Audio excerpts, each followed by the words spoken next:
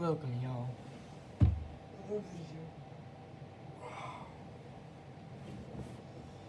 5:58 a.m. I just woke up. Shit.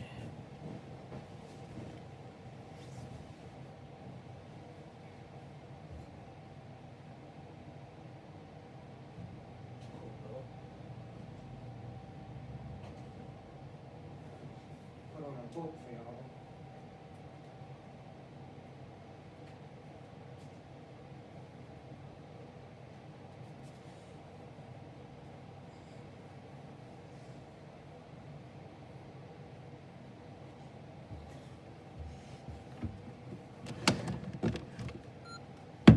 Player on.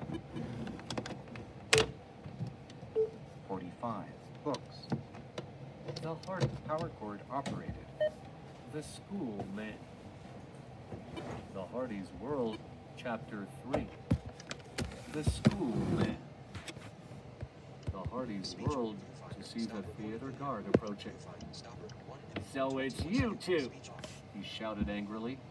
Didn't I tell you to shut off? Yes, but Joe began. That crash, the guard cut in. What happened? He looked at the sand scattered about the stage. Someone tried to drop a sandbag on us, Frank explained. A likely story. The guard eyed the boys suspiciously. You're probably up to something. I'm calling the police. Keeping an eye on the boys, the guard walked to a wall telephone and dialed.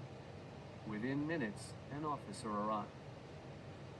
Oh, the Hardy brothers, he said, and turned to the guard. I heard about these kids. They're trying to find their father. I thought that was a gag, the man replied. No, it's on the up and up. The guard apologized and helped the young sleuths examine the sandbag. They discovered that the ropes which held it had been cut. At that moment, the magician's thin assistant walked on stage. When the policeman questioned him, he gave his name as Stony Bleeker. The man said he had been out for a walk and insisted he had had nothing to do with dropping the sandbag. Where's the other man who was helping you pack? Frank asked. How should I know?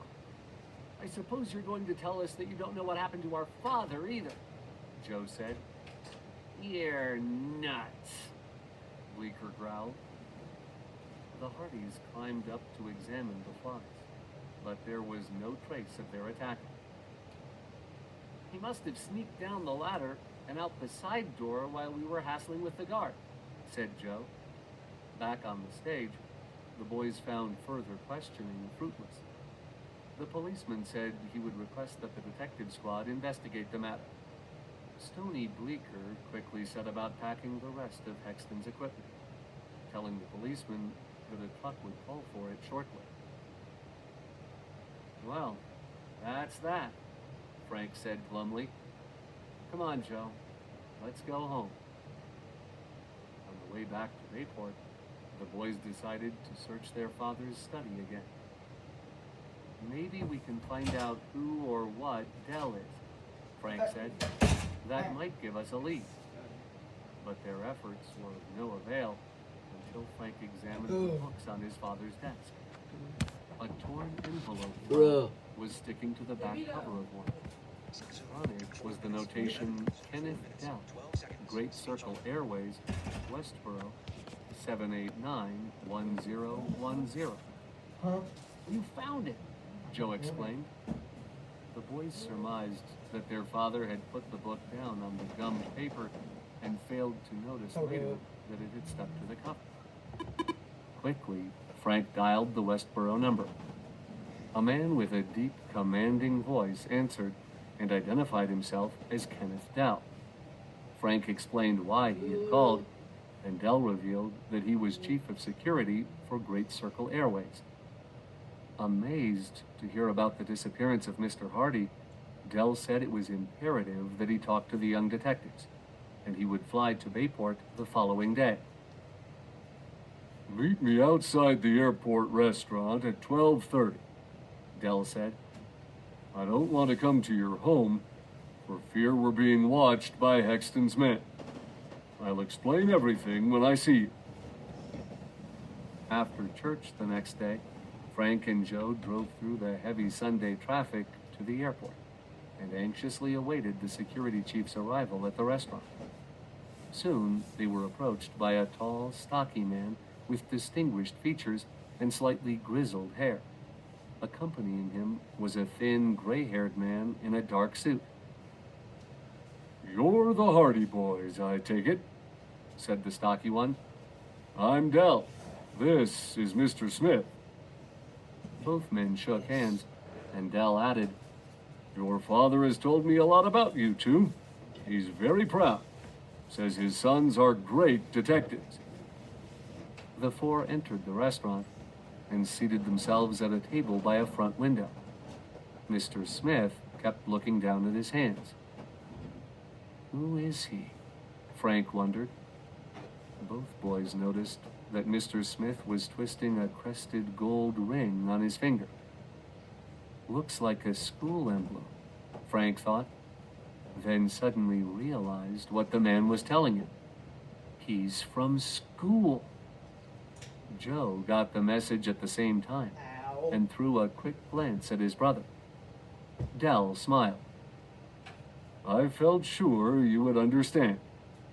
It is safer if some things are not said aloud. Mr. Smith and I work together. So Dell was also a member of school, working under the guise of security officer for Great Circle Airways. He went on to say that Mr. Hardy had come to him some weeks before and asked for dossiers on all employees and the passenger lists for the past 2 years. I supplied the information. Dell was interrupted for a minute while a waitress took their orders. Smith gave none. Then the security chief leaned closer. Your father found out that Hexton owns a castle in the north of Scotland. It's a retreat, the magician claims, where he rests and devises new tricks for his show. He goes there several times a month on our planes. Sounds like a great setup for smuggling secrets out of this country, Frank said softly. That's just what your father concluded, Smith said. But he disappeared before he had a chance to give me a detailed report. So far, nothing has been proved. In turn, Frank and Joe quickly told about the information they had gleaned from Mr. Hardy's file on Hexton. Where is Dad? Frank asked urgently. Have you any idea? I had a reliable tip that Hexton has taken him to South Africa, Smith replied. My organization will move in on the situation there. He glanced at his watch and abruptly stood up. If you need me, contact Mr. Dell. Good luck. He walked off quietly. A few moments later, the food came. As they were eating, Joe suddenly exclaimed, Look! He clutched his brother's arm and pointed toward the large front window of the restaurant. What is it? A man just peered in here. I'm sure he's Stony Bleecker. The boys darted outside, followed by Dell. But Bleecker was not among the passers-by. Maybe he ran around back, Joe suggested. Quick, Frank ordered. Let's split up and check the building on all sides. Joe, you stay here in front. Mr. Dell, I'll take the east side if you'll take the west. Let's go, the security chief agreed. Frank raced along the east side of the building. Carefully, he rounded the corner, but did not spot Bleecker. Just then, he heard sounds of a scuffle coming from around the far side. Oof! Someone groaned. Frank ran to the spot to find Dell lying on the ground. He bent over the prostrate man. Are you all right? Frank asked worriedly. He helped the security chief to his feet. I almost had him, Dell said, breathing heavily. but he got in a fast punch. Dell pointed. There he goes now. Frank turned and saw Bleecker dashing into the airport parking lot. The boy bolted after him. The man had too big a lead, though. Before Frank could reach him, Bleecker scrambled into a car and sped away. Disappointed, Frank returned to the restaurant. Dell was already there. Any luck? Joe asked his brother. No. Didn't even get the license plate number. Bleeker's thin, Dell commented as he rubbed his chin, but he packs a lot of power. What do we do now? Joe asked. Frank thought for a moment. We'll check the list of cities scheduled on Hexton's tour. If we can trail him without his knowing it, we might trap him into revealing where he took Dad. Ready for exams, David? I still have a copy of the playbill from his last show, Joe recalled. I believe his tour schedule is listed in it. Good thinking, Dell remarked. He instructed the boys to call him if they wanted help. Then he boarded a plane to return to the Great Circle Airways base at Westboro near New York City.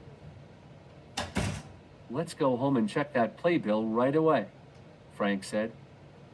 Hexton knows that we're on to him and his gang, Joe remarked. Do you think he'll continue with his tour? Probably not, Frank answered. But right now, it's our only chance to find him. When they returned to their car, the Hardys were surprised to see a pencil-printed note attached to the steering wheel. Frank removed it and read the contents aloud. Mind your own business, or you'll never see your father again. Chapter 4. Cryptic Message. Bleecker must have left the warning here, Joe exclaimed. That's for sure, Frank agreed. And it's no idle threat. Besides, I have a hunch Dad wasn't taken to South Africa. Otherwise, Hexton wouldn't be so determined to keep us off the trail. The Hardys were more eager than ever to get their investigation underway. Upon arriving home, they examined the playbill which listed the cities on the magician's tour. According to this list, Frank observed, Hexton is scheduled to appear at the Tivoli Theater in Darville tomorrow. Joe paged through the atlas and pinpointed the location of the city. Here's Darville. It's about 400 miles from here. The boys telephoned Jack Wayne, pilot of Mr. Hardy's twin-engine plane, and arranged to fly to Darville the following day. Frank and Joe had private pilot licenses, but thought it wise to have Jack along. He's a tough man in a fight, Joe said. When they invited Chet, he eagerly accepted. I'll meet you at the field. The next morning, Mrs. Hardy and Aunt Gertrude nervously prepared breakfast for the young detectives.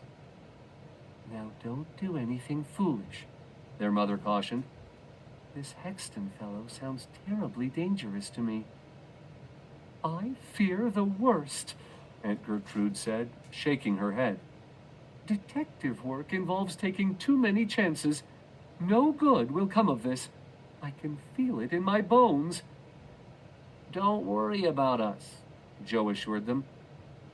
Hexton might be a clever magician, but we have a few tricks of our own. After receiving more admonitions at the doorway, the boys drove to the airport. Jack Wayne, the tanned, lean-faced pilot, was waiting for them at the plane. Chet came puffing up a few moments later. Soon, they were airborne and streaking toward Darville. 2 hours later, they circled it and sat down. Frank rented a car, and they drove directly to the theater where Hexton was scheduled to appear. As they approached the Tivoli, the boys were amazed to see a man standing on a tall ladder against the marquee, removing the big black letters which spelled out the magician's name. Frank pulled up in front of the theater, and Joe called out, "What's going on?" Hexton's first show is scheduled for tonight. The man on the ladder shrugged. I only follow orders. Sorry. He pointed to the box office window. A cancellation notice was spread across a large poster advertising the show. Let's have a talk with the theater manager, Frank suggested. He parked, and they hastened to a door marked Manager, L. Sardella. Joe rapped loudly. Come in. Come in. When the four entered, a small, thin man with a waxed mustache removed his feet from a desk and glowered. Yes? Yeah. Mr. Sardella, where is Hexton? Joe asked tensely. The man arose and eyed them sharply. You want refunds? No, we're private detectives, Chet said importantly. Where is he? Hexton? Well, that's what I'd like to know. The skunk. I'll spend the rest of the day giving refunds on my advance ticket sale, and still have no show tonight. Why didn't he come? Frank asked. Search me. He phoned long distance. Gave no reasons. I'll sue him. Sardella said that the magician had mentioned he was canceling the remainder of his tour, with the exception of one last performance. Where? Frank asked. Some little place called Granton. Don't ask me what state, because I don't know. Said they pushed up the date to tonight to accommodate him. Accommodation. Ah! The Hardys and their friends thanked the manager and hurried back to the car. They returned to the airport and hastened to the operations room to consult a large aeronautical chart mounted on the wall. Here's Granton, the pilot said, pointing. He quickly plotted a course. It's a little bit more than 1,000 miles from here. Good grief, Chet exclaimed. We'll never get there in time. Frank glanced at his watch. We ought to be able to make the trip in under 7 hours. Jeez. Wouldn't you say, Jack? The pilot manipulated a small flight computer, which he had taken from a jacket pocket. With the present winds, I'd say we could do it in 7 hours easily. If we take off right now, Frank said, we can be in Granton before Hexton's show ends. I'm game, fellows, Chet piped up. If you'll let me get some chow for the trip. Yeah. He trotted toward the airport cafeteria and returned a few minutes later with a bag of sandwiches and milk. Soon, the four companions were in the air, speeding toward Granton. They sat down late that evening at an airport 30 miles from the town, rented a car, and started off. Fortunately, the speed limit was generous. Also, Granton had only one theater, which Frank found easily. It was nearly time for the show to end. Frank parked the car across the street from the lighted marquee. Joe walked down an alley to the rear and reported that there was only one other exit besides the front. It's on the side. Keep a sharp lookout for Hexton and his men after the performance, Frank instructed the others. Also, remember that they mustn't spot us, or our chance to follow them might fail.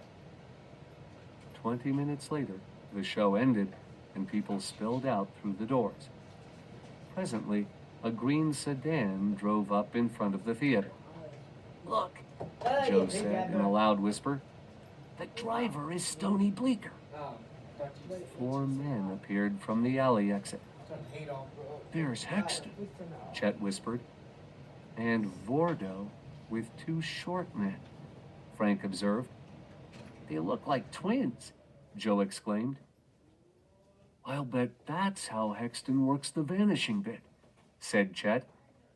One twin disappears in the box, and the other appears from the wings. From the audience, who could tell they weren't the same man? The magician and his assistants got into the car and sped off. Frank and his companions followed at a safe distance. Several blocks farther on, The green car passed a high wall surrounding a garden back of a hotel, then pulled around the corner and stopped in front of the Granton Inn. The men got out and entered, while a doorman drove the car into the hotel's underground garage. Frank parked a short distance from the entrance. "Let's stay out here and see what happens," he said. "We'll take turns keeping watch." Good thing there are no exits except to this street or the garden. The foursomes settled down for a long vigil. As they waited, Joe noticed that Chet seemed preoccupied. His stout friend was staring at something high on the side of the hotel. "What are you looking at?" Joe asked. "That window up there near the top. The room light is going on and off." The young sleuths watched the light for a time before noticing that it was following a definite pattern. "Tit-tit-tit, da-da-da, tit-tit-tit," mumbled Frank in tempo with the light. "An SOS!" Joe cried. "In Morse code." "No doubt about it," Frank exclaimed. "Maybe it's from Dad.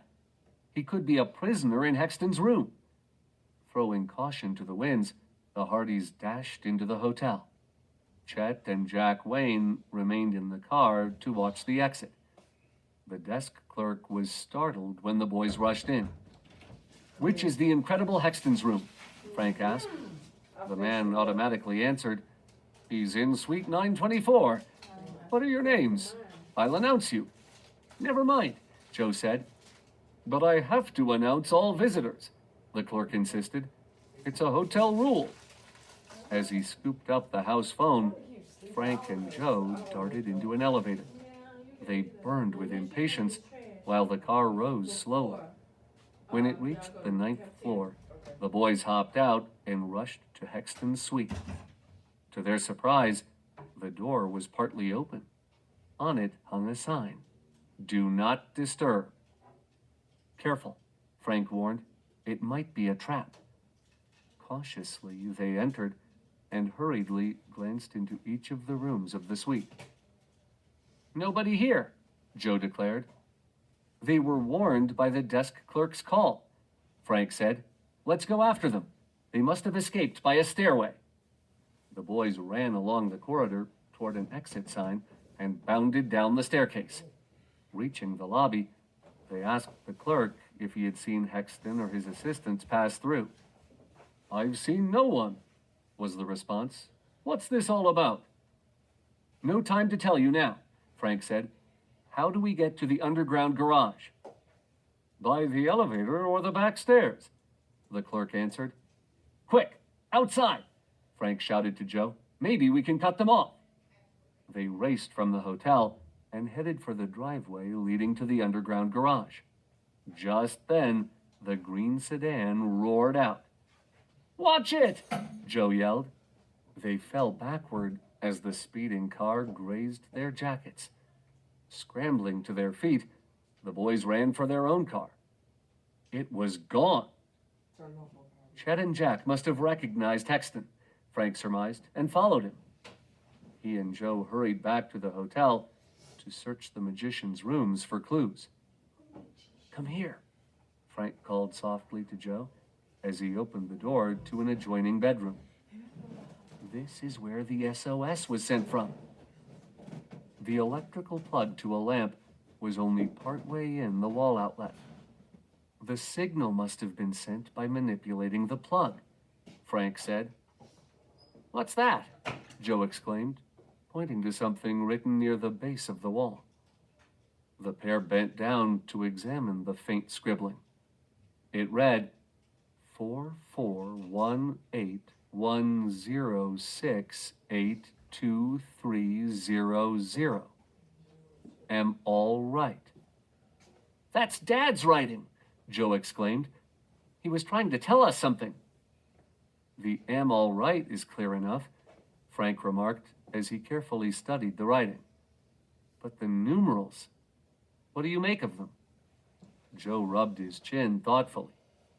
"Nothing, yet, but I'll bet they're mighty important. Frank took a notebook from his pocket and jotted down the cryptic message. The boys then went downstairs and walked out of the hotel, just as Chet and Jack Wayne drove up. "We chased him," Chet said. "Any luck?" Frank asked. "No, only their license number. Lost him in traffic," Jack answered. "But," Chet continued eagerly, "we did get close enough to see that there were 6 men in the car." Frank nodded. "I'm sure the 6th was Dad." After phoning a description and the license number of the green car to the police, Jack and the boys decided to return to the theater. "Hexton must have left his stage equipment behind," Frank said. "Perhaps he gave instructions where he wanted it sent." At the theater, a local truck was parked near the side entrance. "Maybe it's waiting to pick up the gear," Joe said. "Let's ask some questions," Frank suggested. Chet and Jack Wayne were instructed to keep an eye on the truck while the Hardys went inside.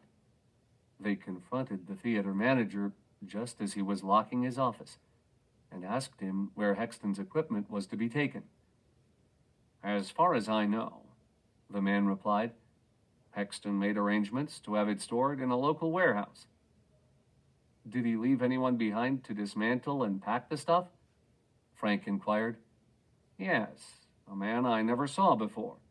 Said he had just arrived in town this morning," the manager replied. "Hexton took his 4 regular assistants with him." A shout came from the street, and the boys rushed outside. Chet's face was flushed with excitement. "A man forced Jack into the truck and drove off. He had a gun." Chet pointed down the street. "There they go." Frank and Joe caught a glimpse of the vehicle as it rounded a corner several blocks away. They grabbed Chet's arms and dashed for their car. Chapter 5. Mysterious Rendezvous. Frank jumped behind the wheel. The doors were slammed shut, and the car roared off in pursuit of Jack Wayne's kidnapper. Seconds later, the headlights picked the truck out of the darkness on a road leading from the city. "The driver must know we're after him," Frank observed as the vehicle speeded up. "I'll try to head him off." He bore down on the accelerator until the needle touched the speed limit. "We're gaining," Chet yelled. Gradually, the car moved alongside the truck. Then, with a burst of power, it pulled ahead and in front. "Be careful," Joe pleaded. "That truck could plow right through us." The 2 vehicles reeled back and forth across the road as Frank tried frantically to prevent the truck from pulling ahead of them. "If someone comes toward us from the opposite direction, we've had it," Chet mumbled as he wiped his forehead.